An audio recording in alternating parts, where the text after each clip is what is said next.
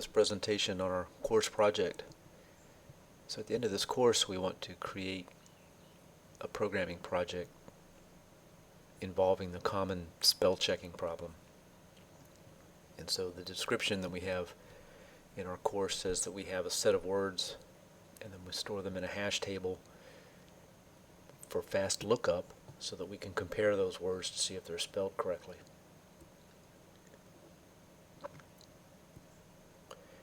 If a particular string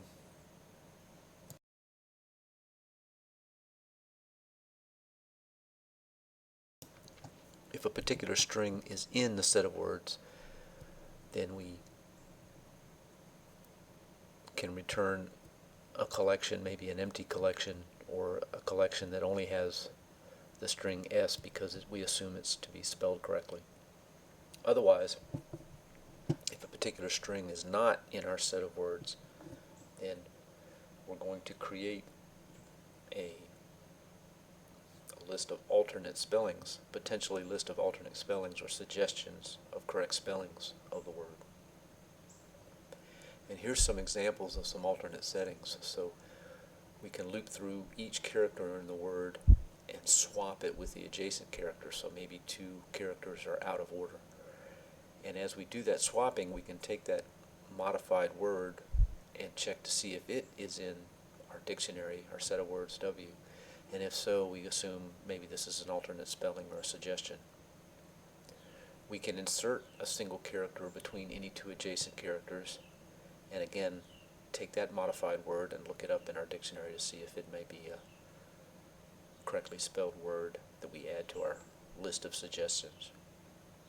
We can delete any character from a word, and we can also replace a character in a word with another character. So all these are potential ways of correcting the misspelling or potentially trying to find suggestions for corrections. In most of this presentation, I'm going to show you some sample code that may be helpful in creating this spell check project.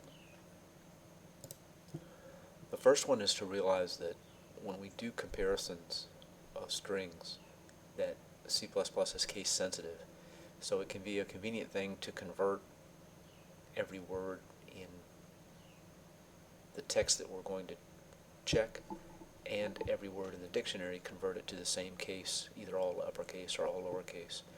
So here's a simple function that will convert a string that's passed in by reference so we can change it, and then loop through each character in the string. Again, a range-based for loop where the loop variable is a reference to a character so that we can change it, and then just convert the character to lowercase. So this will take the string that's passed in and convert it all to lowercase, so we can do case-insensitive comparisons. If you prefer uppercase, you could write an upper function as well. The next thing we want to look at is file I/O. It would be nice to be able to read in a dictionary file, and in fact I've put a dictionary file in the files section of our course. So there is you can go online and find various dictionary files. The one I've had for many years is called Knuth Words.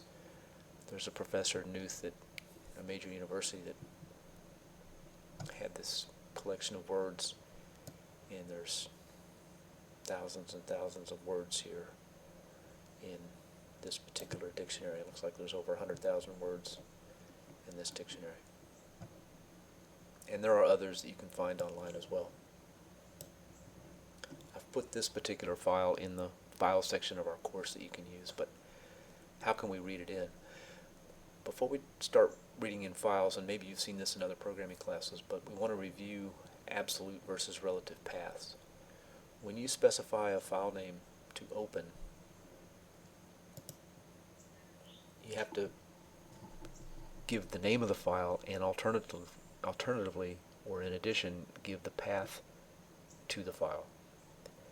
If you don't provide a path, then what you've given is a relative path, and it's relative to what they call the current working directory. In Visual Studio projects, often the current working directory is the project folder, but that depends on how you set up your project and what development environment you're using.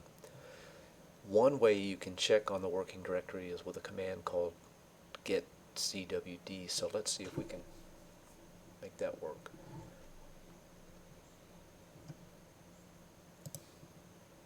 I've created a project here, and the location of this project is in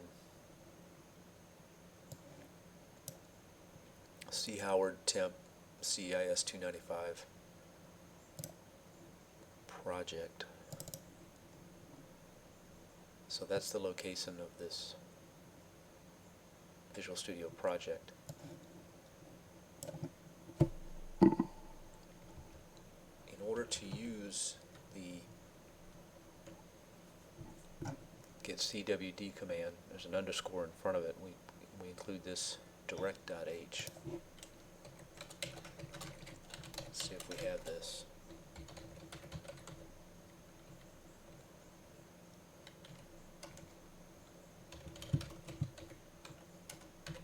And then we should be able to just print out what our working directory is.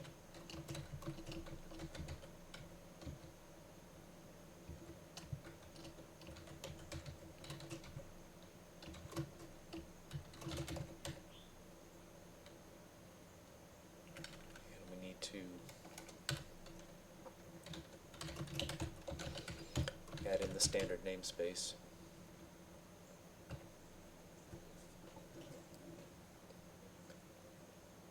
And when we run this, the output that we get is that the current working directory is indeed our project folder that we made for Visual Studio.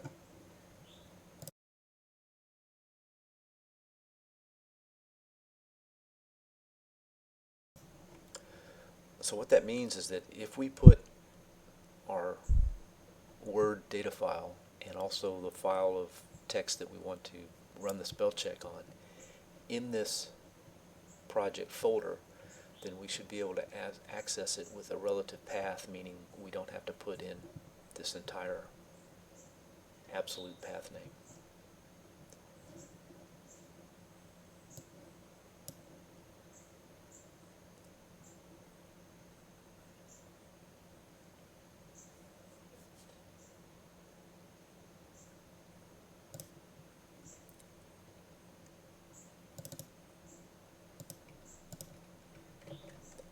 So I'm just going to add in to my project folder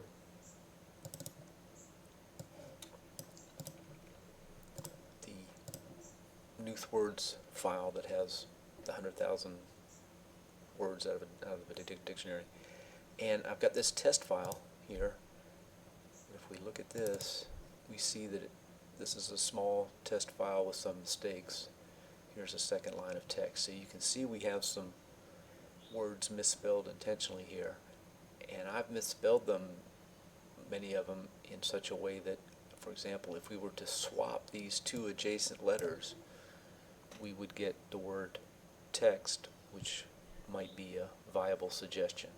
So I've done this on purpose. That's one of the suggestions in the project assignment on how to come up with suggestions for corrected words. So let's start by reviewing how to read in a file, a text file, word by word. We can use the fstream library and create an ifstream object. We can open it up with a given file name, and we can test to see that it opened okay and maybe do some error handling. And then we can use the extraction operator, as that particular operator is aware of or programmed to handle common delimiters like space and new lines and tabs and so on. And it also returns a failing code if we've reached the end of the file. So that makes this kind of convenient for us. So I'm going to start to create some code here.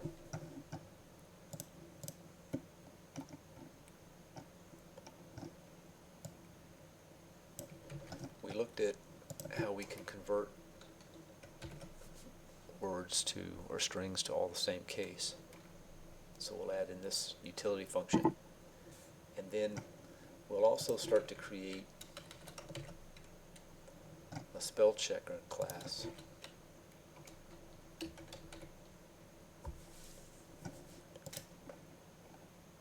And we want to be able to spell check a particular file.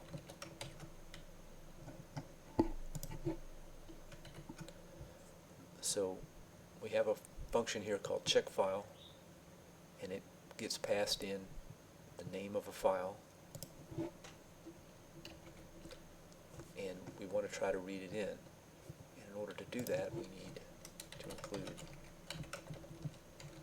fstream to use this ifstream object. So this is, instead of cn, I call it fn, file input, and we try to open that file. And then we ask the question for error checking, or to make sure it opened properly. And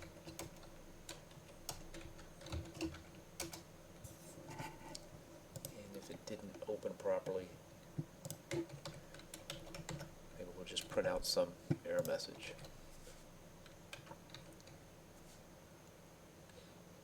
If it did open okay, then we want to read in every word.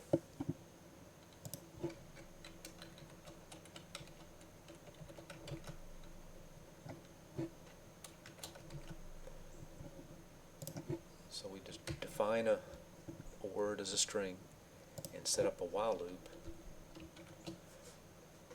that will extract every word from the input file stream. And it turns out that this extraction operator returns this failing condition, a false, if the read operation fails for some reason, like we reach the end of the file. And for now, we don't have our dictionary set up yet, so for now I'm just going to print this out.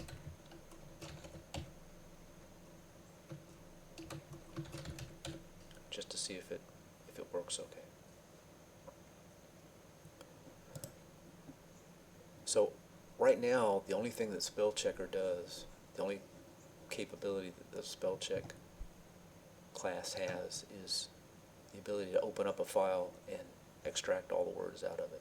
But that's actually a very useful first step, because we're going to need to do this for the file that we're spell checking, and we're going to need to do this for the dictionary file. So this is a good first step. So we already know that the working directory is the project folder.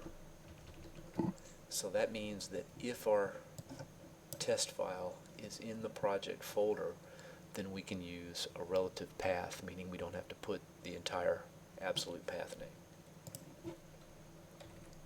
So I can create an instance of the spell check class.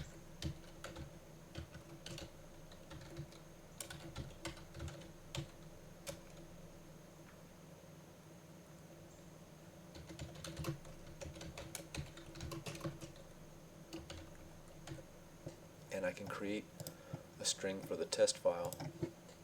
And again, because it's in the working directory, I can write it as an absolute, as a relative path and file name. I don't have to start off with C:\\, whatever the full path is. And you'll have to, if you're not using Visual Studio, or if you're using Visual Studio in another operating system, it may work a little bit different, so you may need to check this with getcwd to see what your working directory is, or you may have to use absolute path names. So now I can pass or call the spell checker's check file function and pass in my test file. Let's see if this builds and runs. It should just print out the contents of the test file, 1, one line at a time.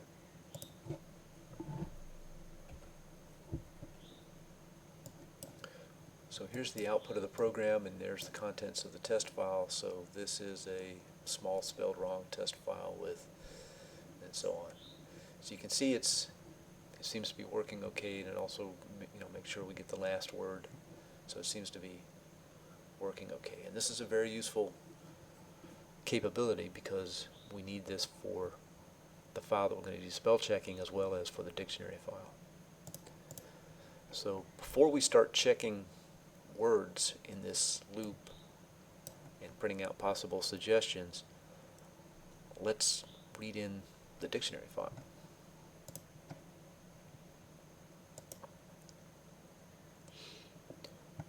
If you need some additional documentation on string methods, we've looked at this before, the ability to find values within a string and the special not found value in pause. If it's not found, this may be useful to you. What we're going to do for a dictionary is use the standard template library's unordered map. And we don't really care what it maps to. We just like the ability to be able to do a quick search to see if a word is in the map. And if we did a linear search on 100,000 words, that would be a little bit slow. So instead, we can use the unordered map capability, which, as we've seen, is a constant time process in the best case because it uses a hash function. So this should be substantially faster than a linear search in say a vector container. And again, we don't care really what the word maps to. We don't care what the string maps to. All we care is whether it's in the dictionary or not. And so for that, we can use the dictionary's find method. And if it's not found, it just returns an end iterator. And we can put the word in the dictionary with its in place. So we're going to create an unordered map.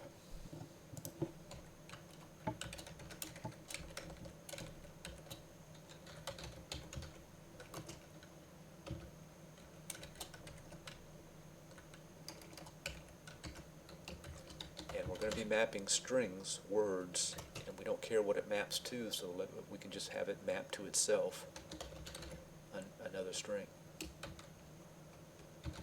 So this is our word dictionary. And then we need to have some capability, some function to read in the word dictionary and set it up. So we're going to do something very similar to what we saw before with the check file. In fact, it's so similar, I'm just going to copy paste and change the name to read dictionary file. And we pass in a file name, we open up the file, check to see if it's open. If it didn't open properly, do some error handling. Define a word as a string, loop through every word in the dictionary file. Instead of printing it out, we want to put it in the dictionary. But before we do that, we want to make sure that the spell check will work and handle the case sensitivity part. So we're going to call our toLower function and convert the word to all lowercase. And then we can emplace or put the word in the dictionary and have it map to itself.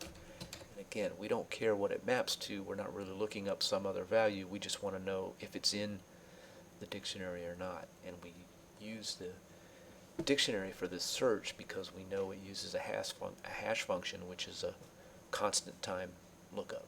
So it should be pretty fast. And that's fairly important because we're dealing with a dictionary of over 100,000 words to look up or search. So this should read in the dictionary file for us.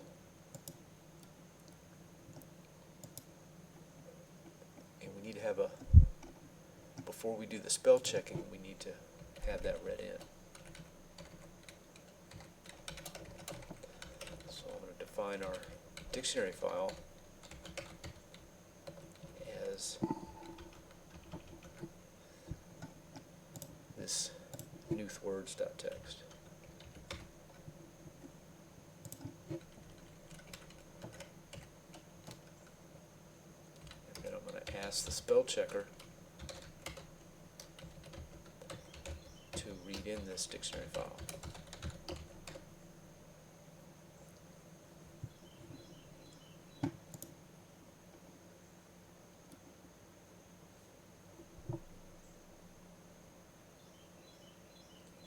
And it might be useful to us to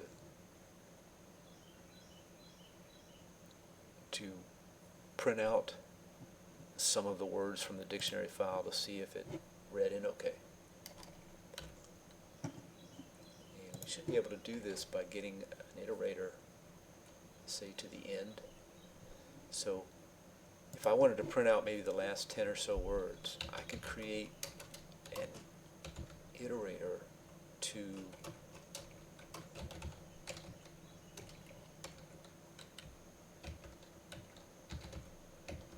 the end of the word dictionary.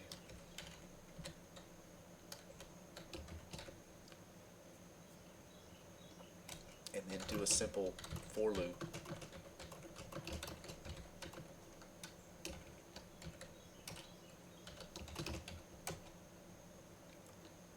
And remember that the end iterator is actually one step beyond the end of the list. So we can back up the iterator by one here with the minus minus, the decrement operator, and that will get us the end of the list. And then we can just print it out. And if you recall, the values in the dictionary are pairs. So in our case, both the values of the pairs are the same thing. They're just the word, but we can print out the first of the pair.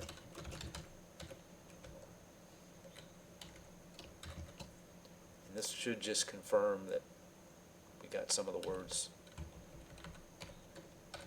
we read in we read in all the words of the dictionary, just to see if we actually got the file location right and read it in okay.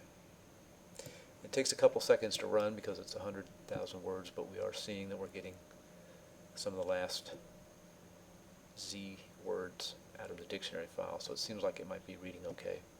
If we didn't get any output or we got an error message, then we know that something's not working properly.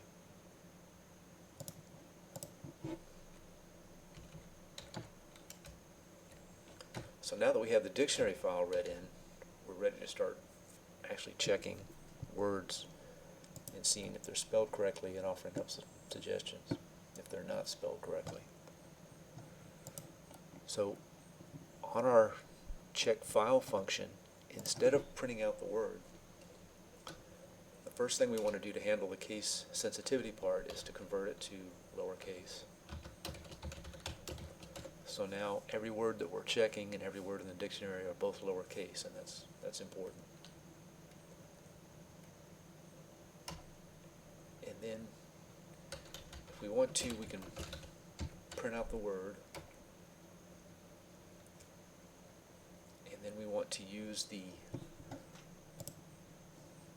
find method of the unordered map, and it returns the end iterator if it's not found. So we want to say if our word dictionary dot find the word that we're working on, if that is not equal to the end iterator of the word dictionary, then what that means is that we found the word. So maybe we should write a comment here.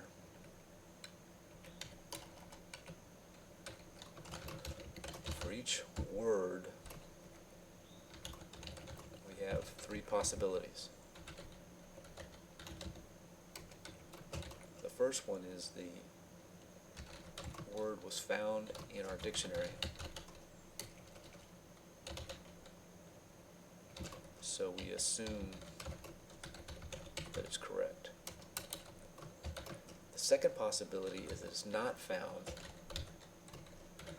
but we can't come up with any suggestions. So remember in the assignment,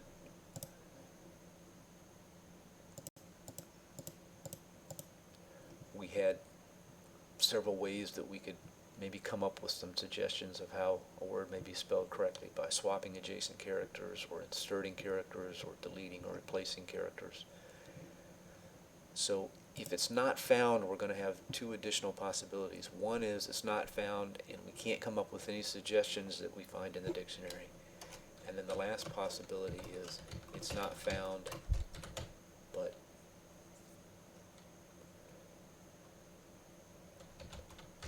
we do find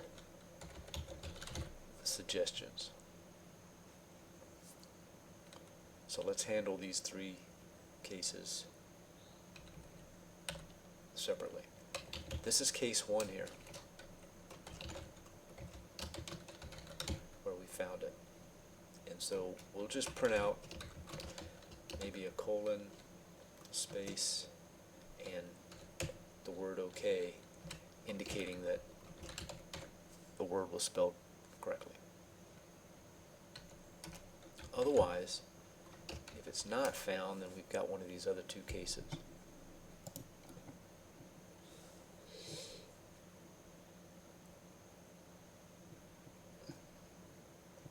And for now, we don't have the ability to come up with any alternative suggestions, so we're just going to work on case two right now.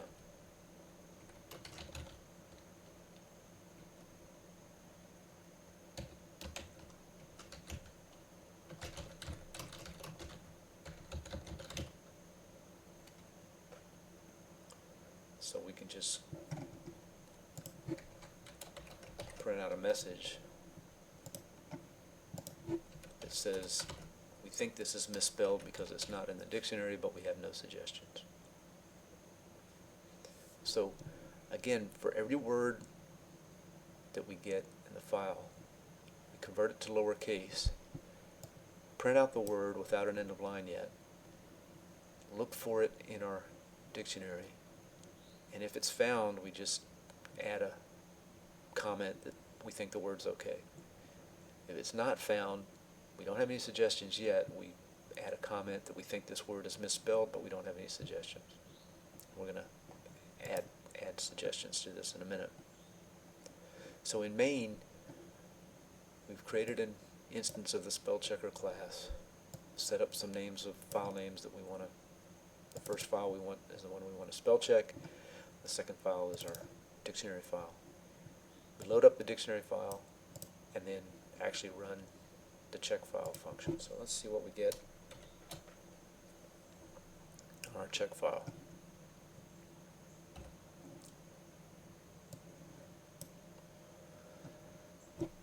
So as you recall, our test file looked like this, and it says that this is okay and his is okay and A is misspelled, and that's really surprising. A should be in our dictionary file. Maybe we need to add that. Small, now that is obviously misspelled. Test file with some, all of those are okay. Mistakes is misspelled. So it looks like it might be working okay with the exception of A. That's surprising that A isn't in that dictionary. It should be. Maybe we just need to add it. But as we know, even modern professional spell checkers that we use every day don't always work as well as we'd like them to. So let's look at how we might offer suggestions for something that may be potentially misspelled.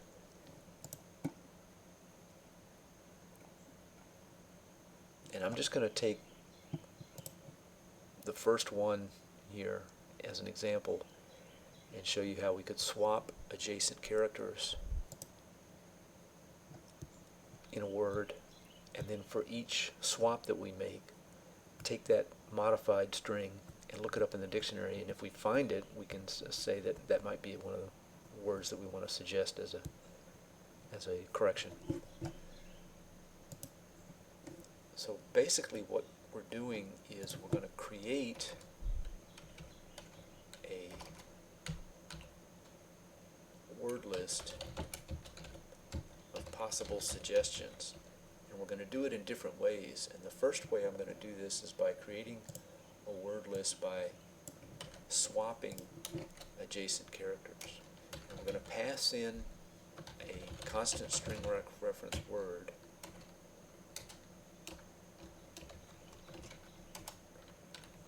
and we're going to return a vector of string. So we're going to create potentially a list of suggested words that might be correctly spelled from the given word that might be misspelled.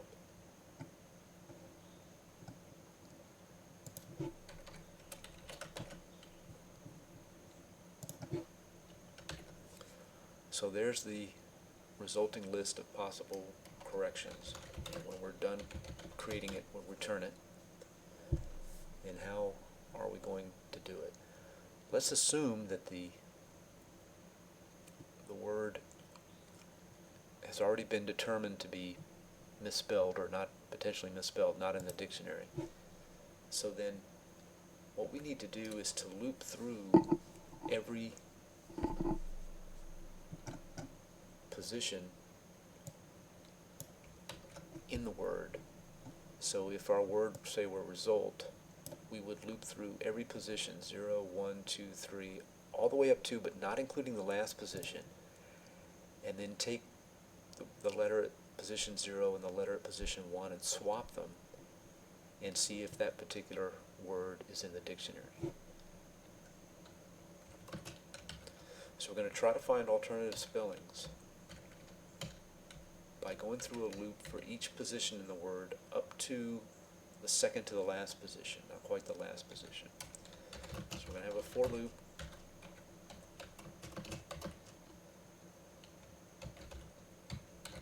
It goes up to but not including the last position, so that we can swap characters at I and I plus 1 without going out of bounds.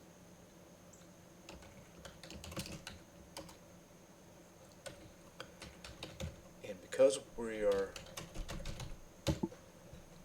going to take this word and mess with it, we're going to be swapping characters around. We want to make a copy of it. And in fact, we've passed this word in as a constant string reference, so we're not allowed to change it. So we're going to make a copy of the word.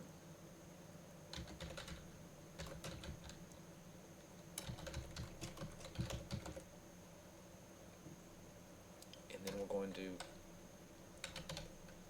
actually swap adjacent letters.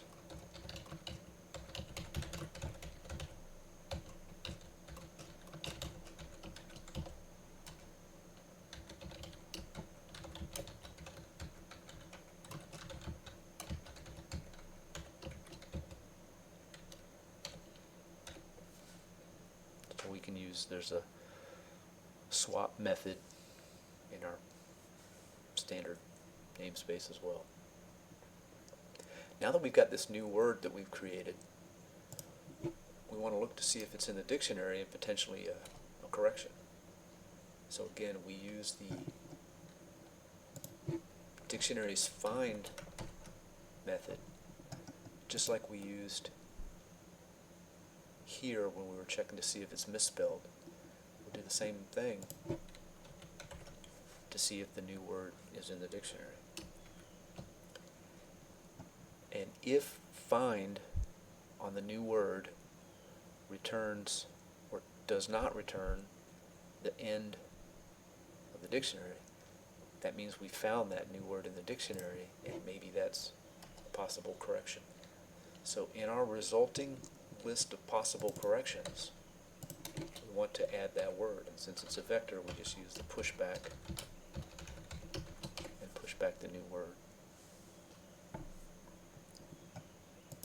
So this creates a potential list of corrections to a misspelled word just by swapping adjacent characters in the word. So now back in our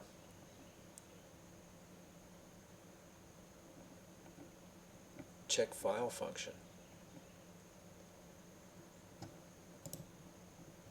here we didn't have any suggestions, but now we didn't have any suggestions because we didn't have any way of creating suggestions, but now we have a way of doing that. So we can look for alternative spellings.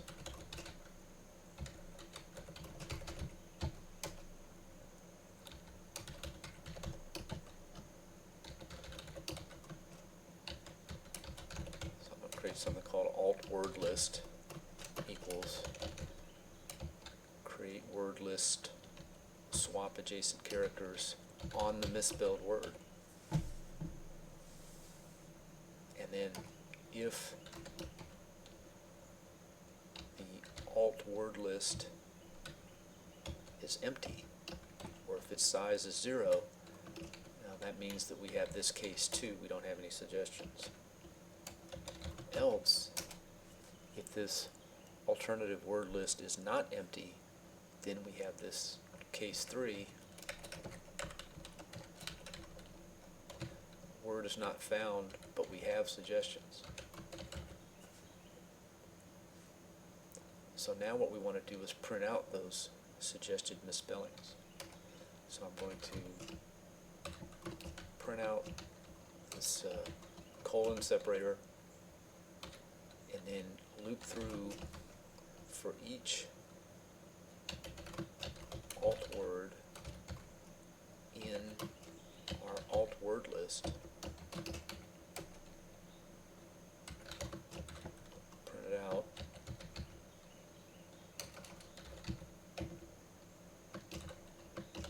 With a comma and a space in between it or something. And then at the end of that line where we print out the word, we print out that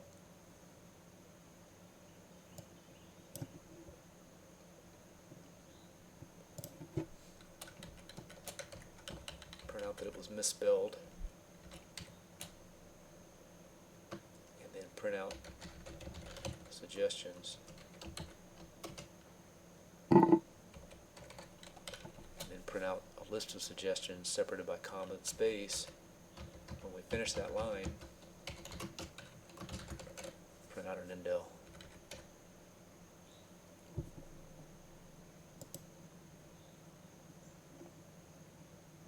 So we may want to test this function separately, swap adjacent words, but let's run and see what it does. We build this.